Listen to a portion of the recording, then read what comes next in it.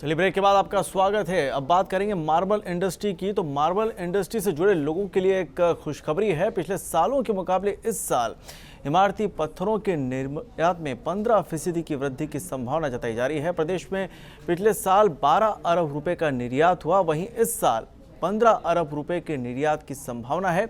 क्या मायने हैं इस वृद्धि के, चलिए जानते हैं।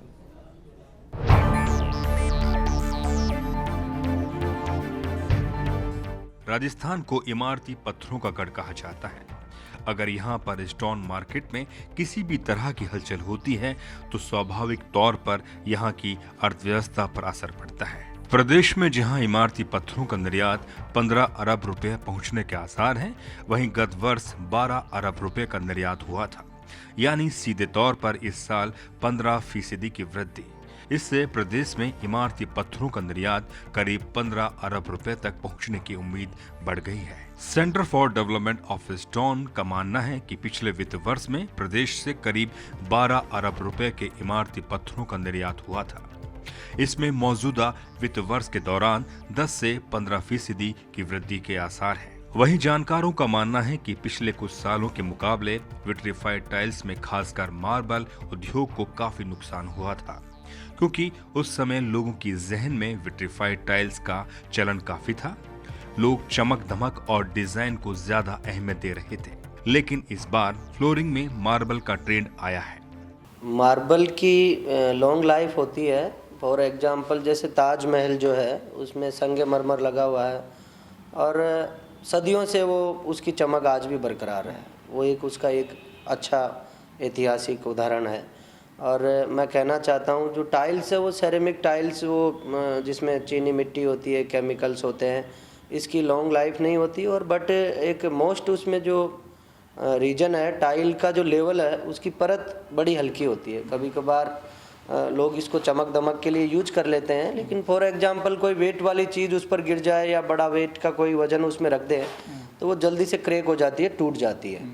और इसमें ऐसा भी नहीं है कि पॉलिश टाइल पे दोबारा हो सके, ये कोई प्रावधान आज तक है नहीं। बीच में जो अभी आया था कुछ सालों तक दौर टाइल्स का बड़ा अच्छा चला था।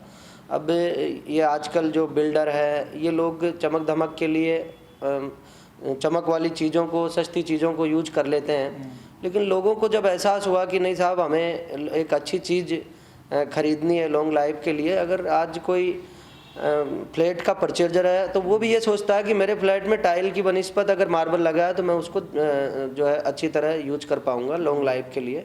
इसकी मोटी वजह यह है कि 5 साल पहले जिन प्रोजेक्ट्स या मकानों में विट्रीफाइड टाइल्स लगाई गई थी वहां इनमें खामियां उजागर होने लगी हैं। इससे देसी और विदेशी भवन निर्माताओं का रुझान मार्बल समेत अन्य पत्थरों में बढ़ा है। मैं एक ही चीज़ मानता हूँ कि अभी मार्बल की तरफ रुझान क्यों वापस लोगों का आ रहा है। इसका कारण एक है कि टाइल्स की पोल पट्टी अब सामने आने लग गई है, कि काफ़ी सालों से लग रही है।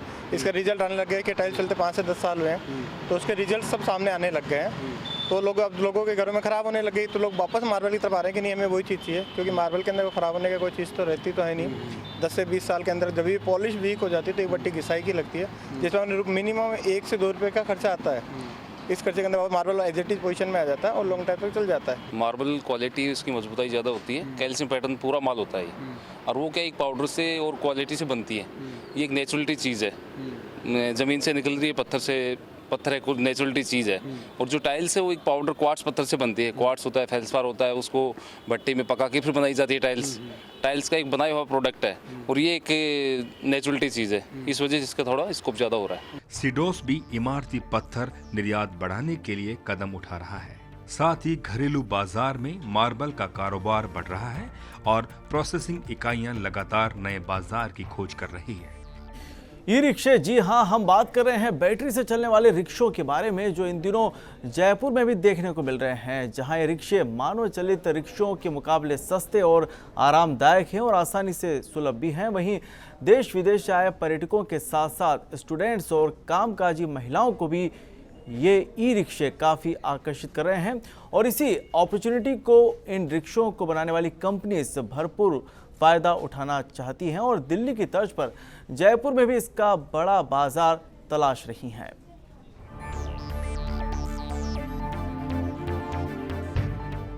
जिस तरह से शहरों की आबादी दिन पर दिन बढ़ती जा रही है, उसी को देखते हुए ट्रांसपोर्ट सुविधाओं का भी इजाफा हो रहा है। सरकार चाहती है कि सड़कों पर भीड़ नियंत्रित रहे और लोगों को किसी भी तरह की परेशानी ना हो।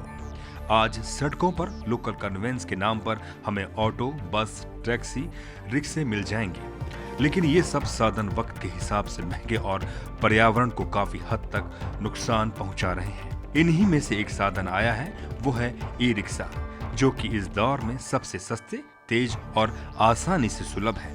सारथी रिक्शा बेसिकली रिप्लेसमेंट है पैडल रिक्शा का।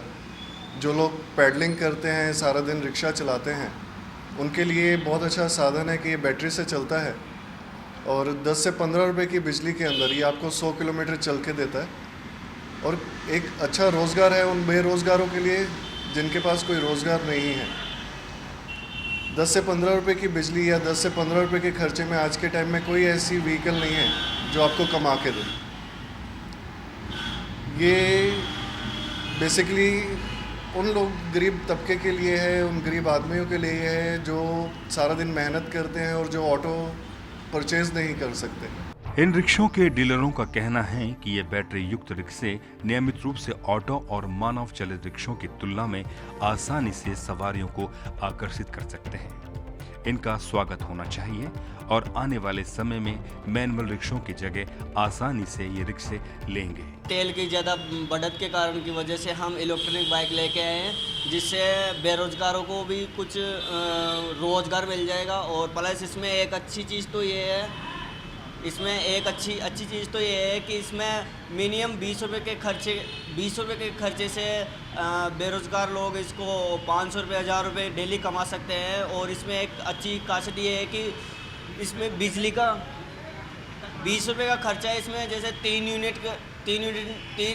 यूनिट का खर्चा है, इसमें 21 रुपये का, तो इसमें 20-25 रुपये में आप 100 किलोमीटर चल सकते हो। इसकी सबसे बड़ी खासियत ये है। और दूसरी बात यह है कि इसमें कोई मेंटेनेंस नहीं है। और तीसरी बात यह है कि अपने प्रदूषण के विपरीत है। एक समय आएगा जब लोग ऑटो की जगह ई रिक्शों पर सवारी करना ज्यादा पसंद करेंगे, क्योंकि इसमें सवारी करना काफी आरामदायक है।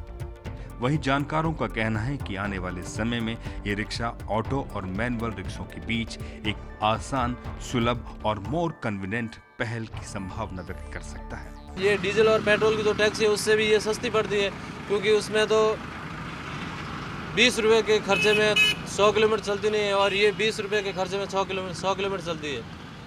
और ट्रैफिक का भी कोई झंझट मारी नहीं है, उसमें भी मतलब बिंदास चल सकते हो आप। और वैसे ही इसमें 2 बैटरी आती है, बैटरी चार्ज हो जाती है तो फिर बैटरी से चलती है। ई रिक्शा का क्रेज दिल्ली के साथ साथ अब जयपुर में भी देखने को मिल रहा है। अभी दिल्ली की तर्ज पर जयपुर में ई रिक्शों का चलन होने की संभावना है। जयपुर को गुलाबी नगर की संज्ञा दी जाती है। यहाँ पर्यटकों का आगमन और शहरों के मुकाबले कहीं ज्यादा है। सरकार कोशिश कर रही है कि जल्द से जल्द मेट्रो की शुरुआत हो, ताकि दिल्ली की तरह यहाँ भी ई रिक्शे जयपुर की सड़कों पर सर पर दौड़े। चलिए बुलेटिन में फिलहाल वक्त तो चला एक ब्रेक का, जल्द हाजिर होते हैं।